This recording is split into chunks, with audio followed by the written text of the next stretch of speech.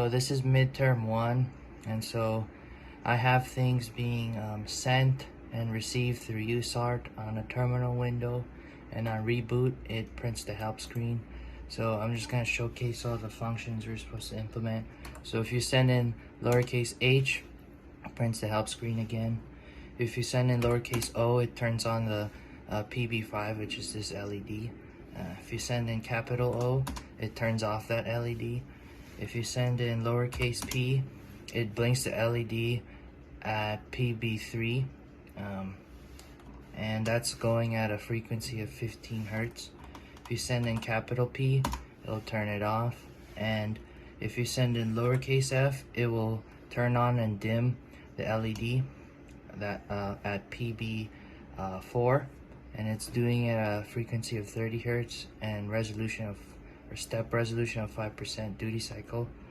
And if I send in capital F, it'll turn it off. And finally, there's operation. If you send in lowercase b, that will print the status of the switch, and it will stop printing only when the switch status has changed. So initially it was not pushed down, so if you push it down, then it stops. Also, if it was initially pushed down, it only stops when you take your hand off. So, and of course, the terminal can handle all operations at once or any combination, so I'll just send in all of them, HOPFB. So yeah, it printed the help screen, it turned on the LED, it's doing the blink and the fade, which is happening one after the other, and it's also printing the status of the switch.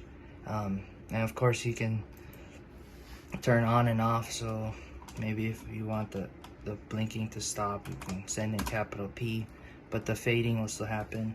And if you don't want that, you can send in capital F, so that'll turn off the fading. If you don't want the LED on, you can send in capital O, and then of course the LED, the operation B is still happening, so I just turn it off.